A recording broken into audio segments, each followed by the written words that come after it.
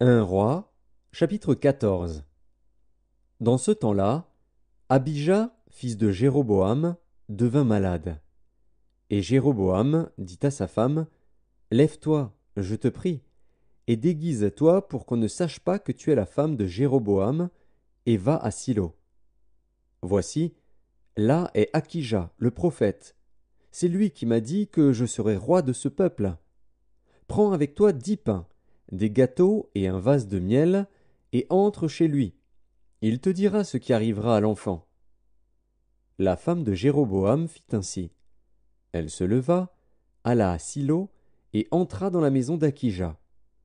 Akija ne pouvait plus voir, car il avait les yeux fixes par suite de la vieillesse. L'Éternel avait dit à Akija, La femme de Jéroboam va venir te consulter au sujet de son fils, parce qu'il est malade. Tu lui parleras de telle et de telle manière. Quand elle arrivera, elle se donnera pour une autre. Lorsqu'Akija entendit le bruit de ses pas, au moment où elle franchissait la porte, il dit, Entre, femme de Jéroboam. Pourquoi veux-tu te donner pour une autre? Je suis chargé de t'annoncer des choses dures. Va, dis à Jéroboam, Ainsi parle l'Éternel, le Dieu d'Israël. Je t'ai élevé du milieu du peuple, je t'ai établi chef de mon peuple d'Israël.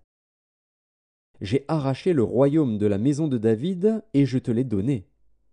Et tu n'as pas été comme mon serviteur David, qui a observé mes commandements et qui a marché après moi de tout son cœur, ne faisant que ce qui est droit à mes yeux. Tu as agi plus mal que tous ceux qui ont été avant toi. Tu es allé te faire d'autres dieux, et des images de fonte pour m'irriter, et tu m'as rejeté derrière ton dos. Voilà pourquoi je vais faire venir le malheur sur la maison de Jéroboam. J'exterminerai quiconque appartient à Jéroboam, celui qui est esclave et celui qui est libre en Israël, et je balayerai la maison de Jéroboam comme on balaye les ordures, jusqu'à ce qu'elle ait disparu. Celui de la maison de Jéroboam qui mourra dans la ville sera mangé par les chiens, et celui qui mourra dans les champs sera mangé par les oiseaux du ciel. Car l'Éternel a parlé. Et toi, lève-toi, va dans ta maison. Dès que tes pieds entreront dans la ville, l'enfant mourra. Tout Israël le pleurera, et on l'enterrera, car il est le seul de la maison de Jéroboam qui sera mis dans un sépulcre, parce qu'il est le seul de la maison de Jéroboam en qui se soit trouvé quelque chose de bon devant l'Éternel, le Dieu d'Israël. L'Éternel établira sur Israël un roi qui exterminera la maison de Jéroboam ce jour-là, et n'est-ce pas déjà ce qui arrive? L'Éternel frappera Israël, et il en sera de lui comme du roseau qui est agité dans les eaux. Il arrachera Israël de ce bon pays qu'il avait donné à leur père, et il les dispersera de l'autre côté du fleuve, parce qu'ils se sont fait des idoles, irritant l'Éternel.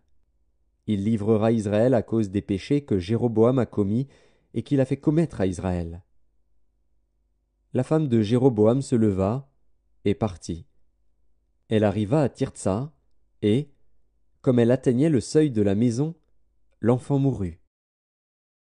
On l'enterra, et tout Israël le pleura, selon la parole que l'Éternel avait dite par son serviteur Akija, le prophète.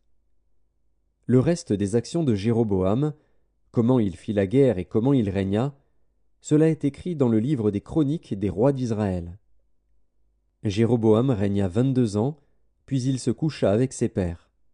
Et Nadab, son fils, régna à sa place. Roboam, fils de Salomon, régna sur Juda. Il avait 41 ans lorsqu'il devint roi, et il régna 17 ans à Jérusalem, la ville que l'Éternel avait choisie sur toutes les tribus d'Israël pour y mettre son nom. Sa mère s'appelait Naama, l'Ammonite. Juda fit ce qui est mal aux yeux de l'Éternel. Et, par les péchés qu'ils commirent, ils excitèrent sa jalousie plus que ne l'avait jamais fait leur père. Ils se bâtirent, eux aussi, des hauts lieux avec des statues et des idoles sur toute colline élevée et sous tout arbre vert. Il y eut même des prostituées dans le pays. Ils imitèrent toutes les abominations des nations que l'Éternel avait chassées devant les enfants d'Israël. La 5e année du règne de Roboam, Shishak, roi d'Égypte, monta contre Jérusalem.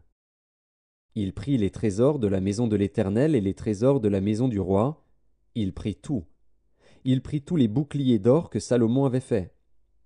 Le roi Roboam fit à leur place des boucliers d'airain, et il les remit aux soins des chefs des coureurs, qui gardaient l'entrée de la maison du roi. Toutes les fois que le roi allait à la maison de l'Éternel, les coureurs les portaient, puis il les rapportait dans la chambre des coureurs. Le reste des actions de Roboam, et tout ce qu'il a fait, cela n'est-il pas écrit dans le livre des chroniques des rois de Juda? Il y eut toujours guerre entre Roboam et Jéroboam. Roboam se coucha avec ses pères, et il fut enterré avec ses pères dans la ville de David. Sa mère s'appelait Naama, l'ammonite, et Abijam, son fils, régna à sa place.